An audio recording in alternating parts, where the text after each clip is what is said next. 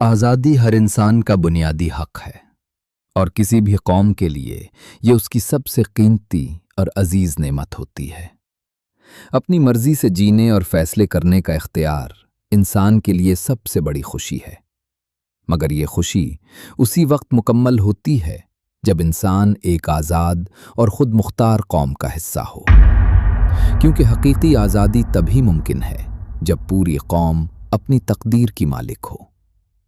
कौमों की तारीख में ऐसे नाजुक लम्हात भी आते हैं जब आज़ादी को हासिल करने, उसे बचाने और कायम रखने के लिए बेशुमार कुर्बानियां देनी पड़ती हैं।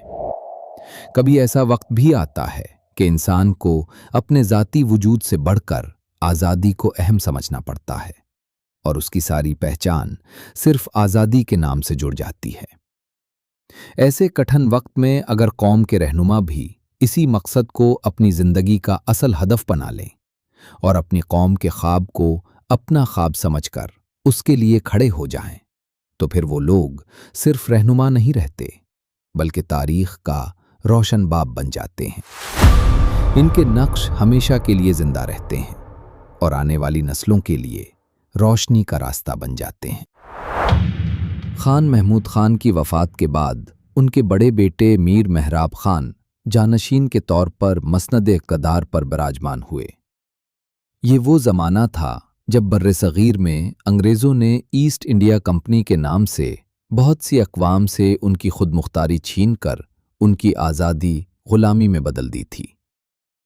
अगर बरतानवी नौ आबादियाती साम्राज्य दौर की जद्दोजहद आज़ादी की तारीख़ के हवाले से आज़ादी के लिए लड़ी जाने वाले जंगों का मुताला किया जाए तो खान मेहराब खान जुनूब मगरबी एशिया के एक अजीम वतन परस्त और आज़ादी पसंद, वतन और उसकी आज़ादी की हुर्मत के पासबान और जान निसार नजर आते हैं। इस दौर में जब बर्र-ए-सग़ीर पर बरतानवी इस्तेमार ईस्ट इंडिया कंपनी की सूरत में अपनी गिरफ्त मजबूत कर चुका था, उसकी नज़रें शुमाल मगरब की तरफ उठ चुकी थीं। मकसद ये था कि अफ़गानिस्तान पर कब्ज़ा करके आगे बढ़ने की राह हमवार की जाए, मगर इस रास्ते में बलूचिस्तान के बहादुर हुक्मरान खान मेहराब खान एक ऐसी मजबूत दीवार बनकर खड़े हो गए कि अंग्रेज़ों के मंसूबे आसान न रहे। खान मेहराब खान रियासत क़ल्लात के खुददार और बावक़ार हुक्मरान थे, जिनके अफ़गानिस्तान के साथ पुराने बिरादराना ताल्लुक़ात थे। इन्हीं दिनों अफ़गानिस्तान के हुक्मरान शाह शुजा अंदरूनी लड़ाइयों में शिकस्त खाकर अपना मुल्क छोड़ने पर मजबूर हो गए और पनाह की तलाश में क़ल्लात आ पहुँचे। खान मेहराब खान चाहते तो मुआहिदों के मुताबिक उन्हें अफ़गानिस्तान के नए हुक्मरान के हवाले कर सकते थे, मगर उन्होंने बलोच रिवायात ख़ास तौर पर बाहोट का पास रखा। उन्होंने शाह शुजा को ना सिर्फ पनाह दी बल्कि इज्जत व एहतराम के साथ अपनी सरहदों से बाहर महफूज मकाम तक पहुंचा दिया।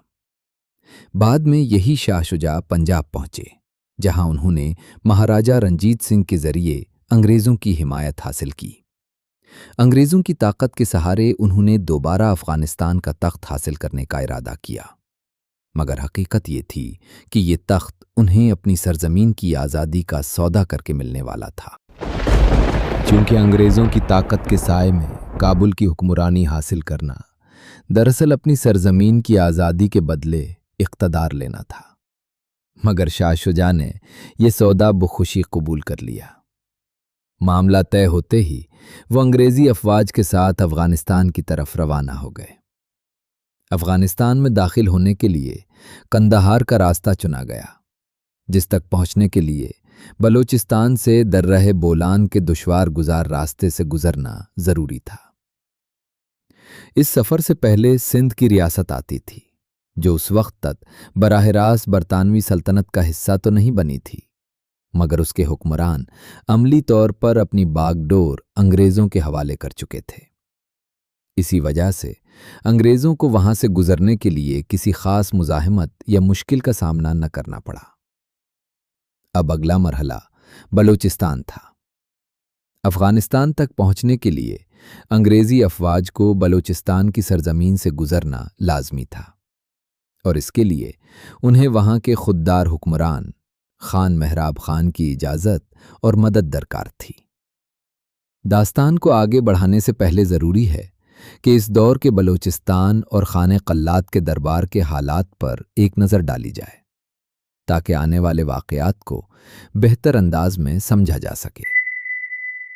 خان مہراب خان کے دربار کی فضا بظاہر شاہانہ تھی، مگر اندر سے کمزور اور انتشار کا شکار تھی۔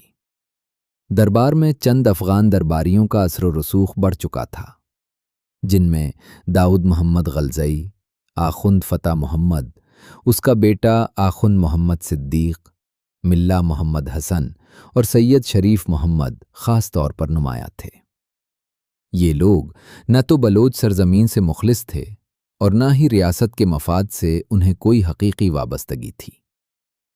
ان کی اصل دلچسپی صرف اقتدار، وزارت اور ذاتی فائدے تک محدود تھی۔ مزید افسوسناک بات یہ تھی کہ یہ سب ایک دوسرے کے بھی خیرخواہ نہیں تھے، بلکہ آپس میں مسلسل رقابت اور سازشوں میں مصروف رہتے تھے۔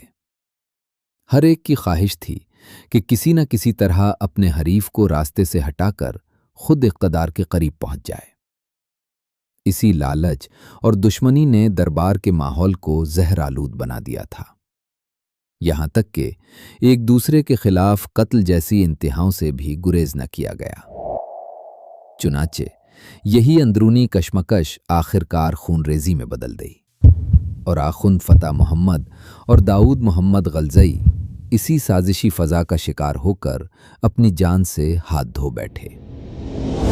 یوں خان کا دربار، جو ایک مضبوط ریاست کا مرکز ہونا چاہیے تھا، اندرونی انتشار اور خود غرضی کا گڑھ بن چکا تھا، اور یہی کمزوری آنے والے بڑے طوفان کا پیش خیمہ ثابت ہونے والی تھی۔